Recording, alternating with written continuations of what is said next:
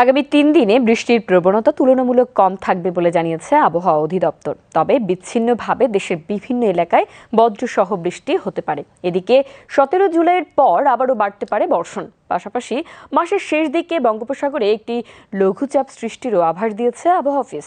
এ নিয়ে থাকছে কুমার বিশ্বজিৎ রায়ের প্রতিবেদন। সারা দেশে টানা বর্ষণের পর আপাতত কিছুটা স্বস্তির আভাস দিয়েছে আবহাওয়া অধিদপ্তর। আগামী ৩ দিন সারা দেশে ভারী বর্ষণের প্রবণতা তুলনামূলক কম থাকবে বলে জানিয়েছে আবহাওয়া অফিস। তবে রংপুর, রাজশাহী, ময়মনসিংহ ও সিলেট বিভাগের অনেক জায়গায় এবং ঢাকা, খুলনা, বরিশাল ও চট্টগ্রাম বিভাগের কিছু কিছু স্থানে দমকা হাওয়া সহ হালকা থেকে মাঝারি ধরনের বৃষ্টি বা বজ্রসহ বৃষ্টি হতে পারে। সেই সঙ্গে দেশের কোথাও কোথাও বিচ্ছিন্নভাবে মাঝারি ধরনের ভারী থেকে ভারী বর্ষণের সম্ভাবনাও রয়েছে। গত ২৪ ঘন্টায় দেশের সর্বোচ্চ ১১০ মিলিমিটার বৃষ্টিপাত রেকর্ড হয়েছে কুমিল্লায়। এছাড়া ফরিদপুরে ৮৯, যশোরে ৫৬, টাঙ্গাইলে ৫১ এবং রাজধানী ঢাকায় ৪০ মিলিমিটার বৃষ্টিপাত রেকর্ড করেছে আবহাওয়া অধিদপ্তর।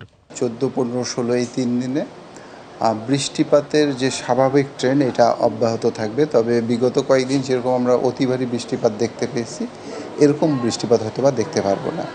১৭ তারিখের পর থেকে বৃষ্টিপাতের পরিমাণটা একটু বৃদ্ধি পেতে পারে। তবে গত যে বৃষ্টিপাত ছিল এত পরিমাণ বৃষ্টিপাত হয়তো বা থাকবে না। বর্ষাকালে স্বাভাবিক বৃষ্টিপাত থাকতে পারে। এই ৩ দিনে দিন এবং রাতের তাপমাত্রা ১ থেকে ৩ ডিগ্রি সেলসিয়াস পর্যন্ত বৃদ্ধি পেতে পারে। আগামী ৩ দিন বৃষ্টির প্রবণতা তুলনামূলক কম থাকলেও ১৭ জুলাইয়ের পর সারা দেশে আবারও বৃষ্টি বাড়তে পারে। এছাড়া জুলাইয়ের শেষ দিকে বঙ্গোপসাগরে একটি লঘুচাপ সৃষ্টি হতে পারে, তবে সেটি অপেক্ষাকৃত কম শক্তিশালী হওয়ার সম্ভাবনা রয়েছে। যেহেতু এই মুহূর্তে অতিবৃষ্টির সম্ভাবনা আমরা দেখতে পাচ্ছি না, ফলে পাহাড়ি অঞ্চলে যে পাহাড় ধসের জন্য যে অ্যালার্ট মেসেজটা দেওয়া হয়েছিল সেটা এখন আর নেই।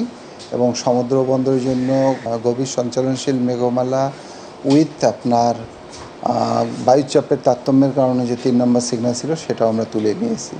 এবং নদী বন্দরের জন্য এই মুহূর্তে কোনো সতর্কবাণী নেই বা সংকেত দেখাতে বলা হয়নি। অন্যদিকে টানা বৃষ্টিতে রাজধানী সহ দেশের বিভিন্ন এলাকায় সৃষ্টি হওয়া জলাবদ্ধতা আগামী কয়েকদিন ধীরে ধীরে কমতে পারে বলে মনে করছেন সংশ্লিষ্টরা। কুমার বিশ্বজিৎ রায়, বিটিভি নিউজ, ঢাকা।